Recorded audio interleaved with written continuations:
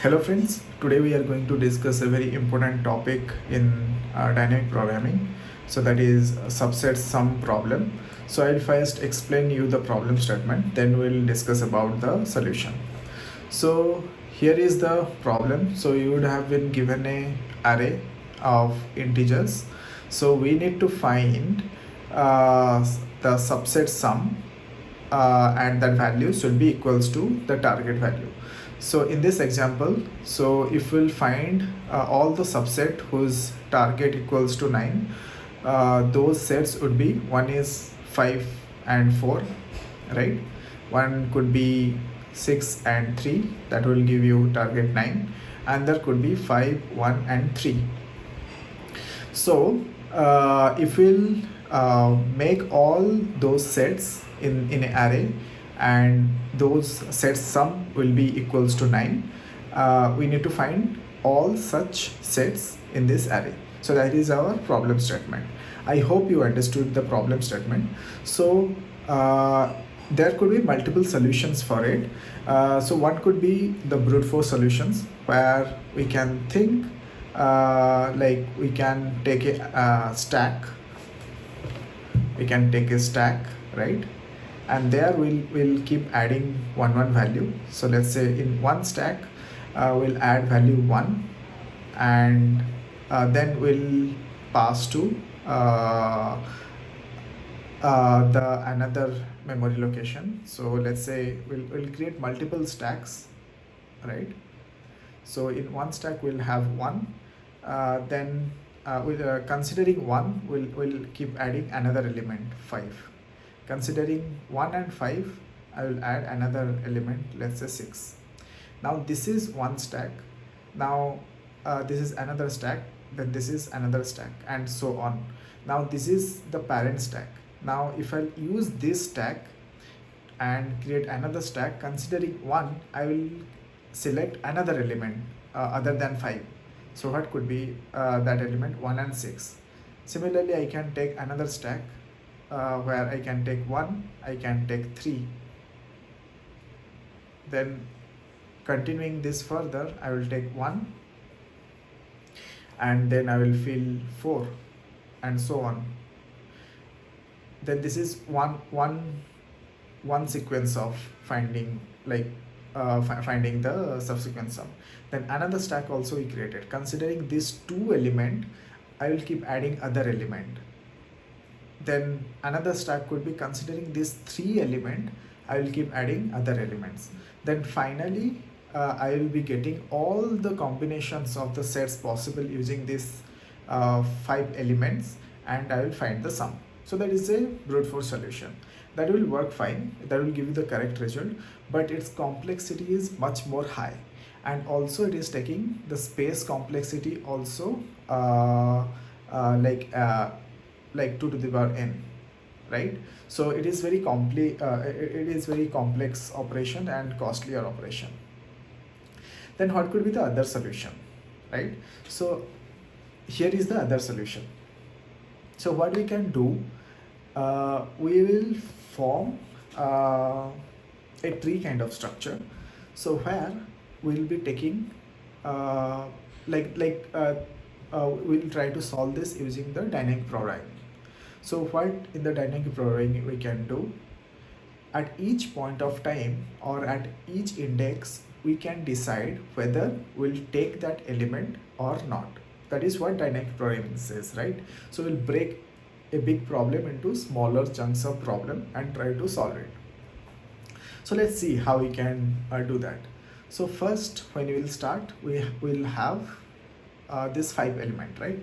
So when we will start the program, we can think like, if we will not take any element, so what will be our target value? If we are not taking any value, our target element will be 9, which is equal to the target value. Then on the left hand side, we'll say we'll consider the first index. So if we consider the first index, what will be the remaining value in our array? So that will be starting from second index onward, right? So that will be 5, 6, 3, 4. Another condition is, I will not take that first index, I will look forward in future if I am getting any combination. So if I will not take the first index, so what I will do, I will look for second index onward, but my target will remain 9 because I have not considered the first index. Whereas in the first case I have considered the first index, so my target value reduced by that amount. Then let's go in the left branch. So I had the value 5634. Now I'll consider the second index. Left side is considered, right side is not considered. So I'll consider the second index. So if I'll consider the second index, which is 5, then target was 8. If I'll subtract 8 minus 5, so the value remain target equals to 3. Now I will jump to, I'll increment the index value. So from second index, the value of index will increment to 3. But in the right hand side, where I am not considering the index value, so the second index I will not consider. So what will be my incremental index value? That will become 3, but my target will remain same, right?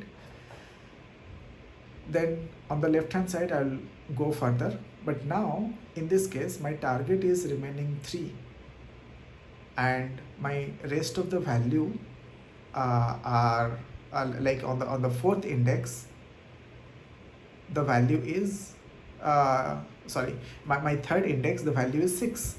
So I cannot subtract 6 from 3. So this branch will not continue, this will terminate. Now come to the right hand side. So where I can skip that index, third index I skip, then I move to fourth index. I move to fourth index and value I skip, so the target will remain same. Then what I will do, I will jump to fifth index considering fourth index. So fourth index value was 3, right? So this is my index position, and this is my value. So fourth index is 3. So if I'll consider fourth index and my target was 0, so if I'll subtract 3 from 3, so I got the target. So this is one value I got. So so this is my sequence.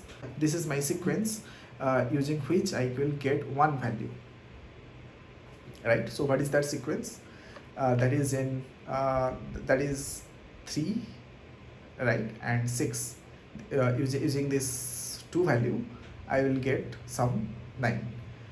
Now let's keep exploring further if I'll get another such possible values.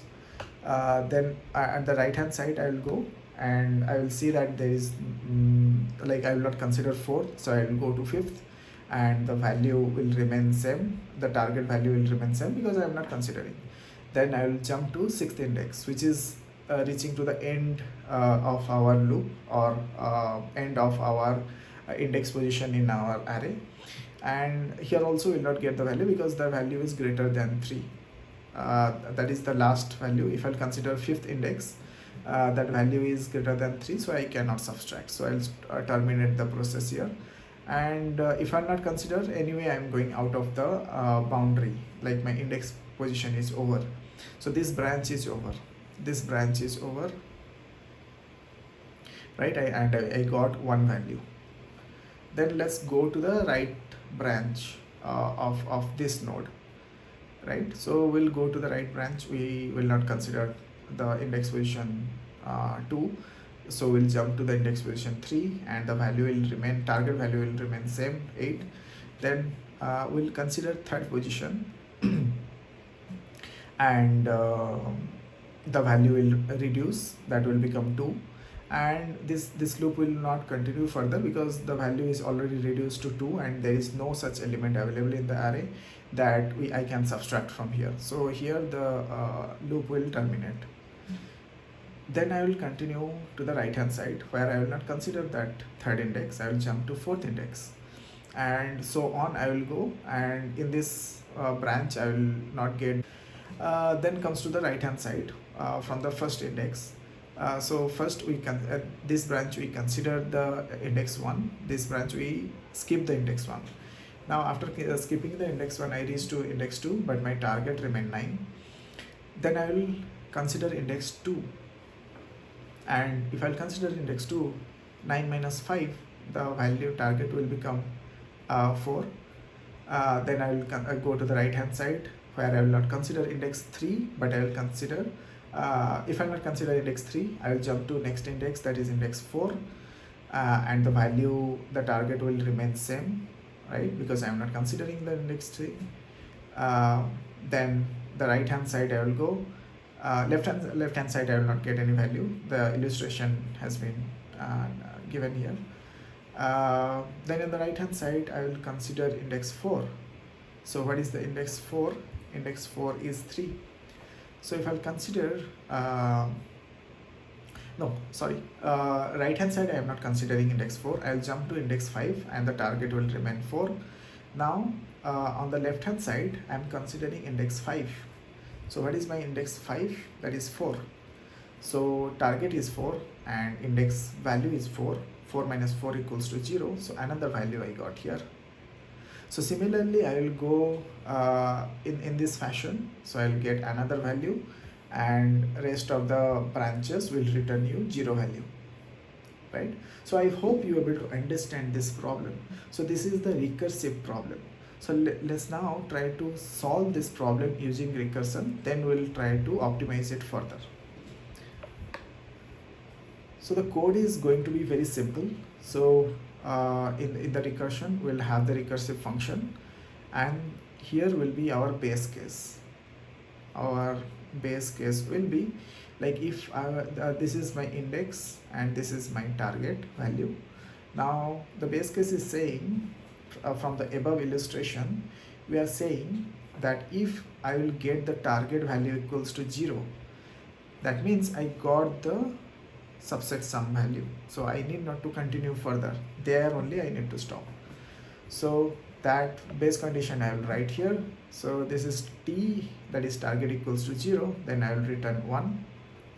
Then the second base condition is if my index is going out of the boundary. So what are those cases? These are those cases where my boundary condition, like my index is going out of the boundary. So that is the place I need to terminate, or I can say further I will not get any value. Or if I find the target is getting negative, that means the value whatever I am getting, those are bigger than the target. So those are also the case I need not to continue further. There I can conclude that the value I will not get, or the target I will not able to meet. So these are the two base conditions. So this is one base condition where I am saying the index condition is getting out of the boundary. Then I will return 0. That means I will not get, if I will continue the loop, I will not get any value there. So it is better to terminate there. And the target is getting negative, then also I will return 0. So these are the two base conditions, right? Then from the above step, what I understood, at each index we can take two decisions. Either we'll take that value or will not take that value, or the value at that index position. If you'll take the value, so our target value is reducing by that amount, or the value at that index position. And if we will not consider that index position, then we'll jump to the next index and our target value will remain same. So this is the two conclusion we can make from this logic, right? So the same thing I have written in the logic. So the first I am calling the function, the recursive function. I am saying that jump to the next index value, that is I plus 1. And if you are considering, then reduce that value from the target. Plus the second condition is, that is left and right side. The second condition is I will jump to the next value, but I will not reduce any value from the target. So the target will remain same. And if I will combine these two, I will get all the possible subsets available in this array that will give me the target value, right? So let's see through the code. So this is the very simple code, whatever I showed it there, the same code, only I'm returning here. So I have taken one base condition. So I have taken few test cases. So this is one array, this is another array, and I'm calling this recursive function. This is my base conditions, this is my logic, which is summing like left hand side plus right hand side. Now we understood how the recursion function work. Now let's think how we can optimize it. So if you see this code, see this logic, you can easily figure it out that if you see this branch, you can easily figure it out that there are multiple values, those are repeating. You can see this one value. After getting this value where index position equal to 4 and the target equal to 3, you are getting sum equals to 5. Similarly here also you can see in the right branch, if you are getting value 4, that there is index position 4 and the target equals to 3, you will get the same value only. You have already calculated here in this branch. So there is no point of calculating the same thing again. So in order to reduce this, we can store that value using the memoization or tabulation technique. So first we will discuss the memoization technique, how we can reduce this unnecessary execution and unnecessary time complexity, right? So first we'll see how we can modify this code to accommodate this memoization technique.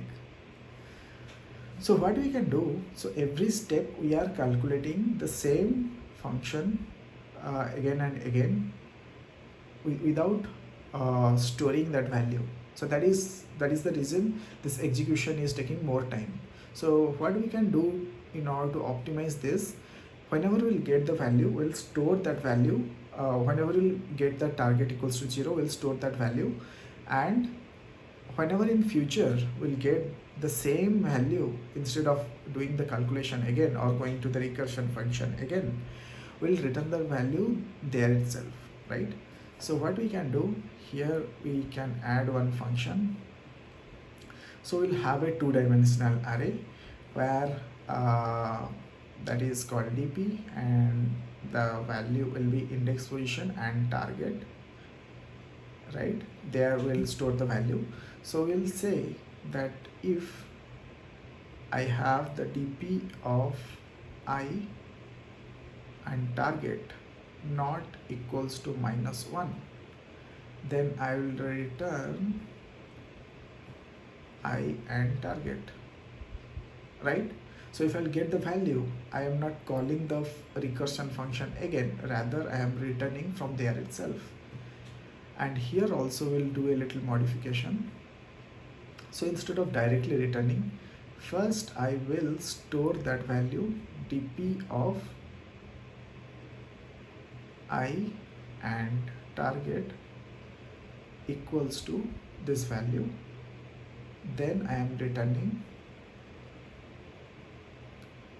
dp of I and this target, right? Very simple modification, but we are implementing the memoization technique. Now let's see in the code how it will work. So the same code only, I have modified, I have added those two conditions. That is, I am storing the value first and then returning that value, and above I add one condition: if the target not equals to if that position is not empty, I am returning the value present on the position. Now let's run that same code. So I have given the two value is 1 to 1 and my target is 2. So how many way I can formulate the target? That is in two way, that is either 2 or take 1 and 1, and 1 5 6 3 7 I can formulate in the 3 way. So I hope, so this is the memoization technique. I hope you will be able to understand this problem and how we can solve it. In the next video, we'll discuss how we can solve this problem using tabulation technique.